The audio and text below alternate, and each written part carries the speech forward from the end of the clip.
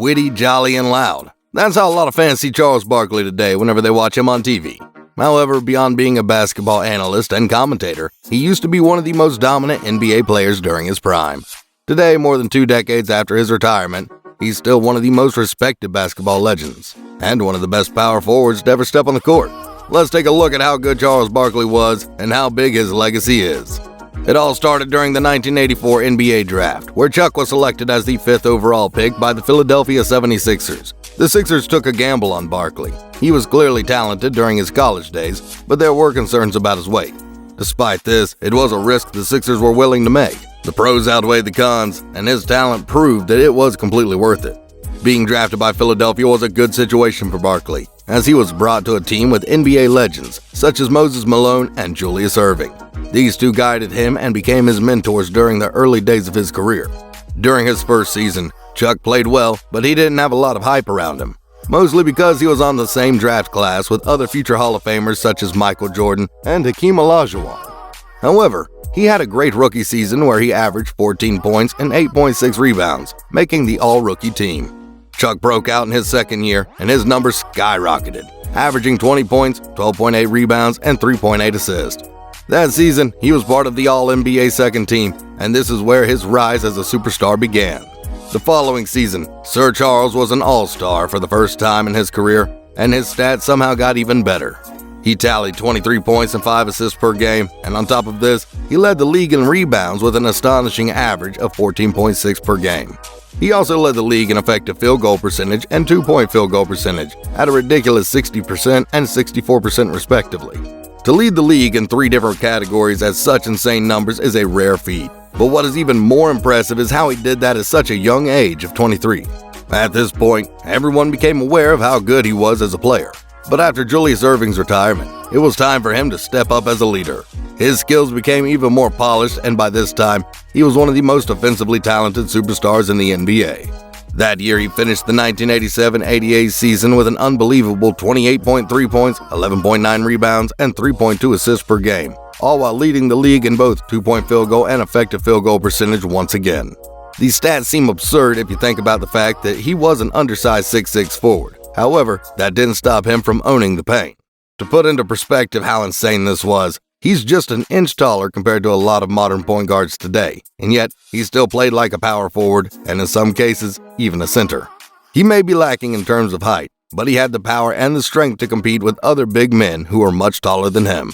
Most of the time, the best way to guard players like him is to clog the paint and prevent them from getting to the rim. But for Chuck, he would just bully his defenders on his way to the cup and use his strong, muscular body to score at will. Watch how Barkley makes the basket despite being swarmed by tall defenders. This just shows that locking the interior is not enough to stop him, and only the most elite of defenders are capable of competing with him. In fact, he led the league in 2-point field goal percentage for 5 straight years. What's even better is that he did this during the 90s, when all-time greats such as Hakeem Olajuwon, David Robinson, and Patrick Ewing protected the rim. However, Chuck's scoring isn't just anchored on his brute strength. His footwork was phenomenal, and it allowed him to beat his defenders not just with power, but with finesse and quickness. Check out this beautiful spin move as he gets up for the poster dunk. His quickness is a nightmare for slower defenses, making him one of the most lethal players in transition during his era. For newer NBA fans, in comparison, think about a smaller but more muscular Giannis. That's what Charles was like on the open floor. Just look at how he outspeeds everyone as he races through the floor for an easy bucket. Aside from plays that relied on his insanely athletic body, Barkley's mid-range and post-up game grew steadily throughout the years. This made him a more versatile player, and defending him became a harder task. He also had isolation scoring in his arsenal, combining his post moves with his physicality. In this play, Chuck showcased his post moves, swishing the beautiful fadeaway for 2. His physicality didn't just reflect through his scoring, it was also evident with how he controlled the boards. The only season where he averaged less than 10 rebounds per game was during his rookie year, which is impressive given how undersized he was. His ability to dominate the glass is the reason why people call him the round mound of rebound. Chuck has become one of the best players in the league, but unfortunately, despite his amazing individual performances, Barkley didn't have a lot of playoff success in Philly. He didn't have Malone or Erving when he reached All-Star status, and although he put up incredible numbers, the rest of his team wasn't good enough. All of these changed when he was traded to the Phoenix Suns during the 1992 offseason. And here, he formed a trio with two other stars, Kevin Johnson and Dan Marley. He finally had the help that he always needed, and his first season in Phoenix was the best year of his career. He still put up great numbers as usual, but this time, he was on a competent team that maximized his talents. Not only that, he didn't have to shoulder so many responsibilities because he finally had other teammates who played at an all-star level. Barkley led the Suns to the first seed in the West, and he finished the regular season averaging 25.6 points, 12.2 rebounds, and 5.1 assists per game. He was a beast from start to finish, and for that, he was named as the league MVP in 1993. Just think about it. He won decisively over other NBA legends, such as Michael Jordan and Hakeem Olajuwon, who were both in their primes.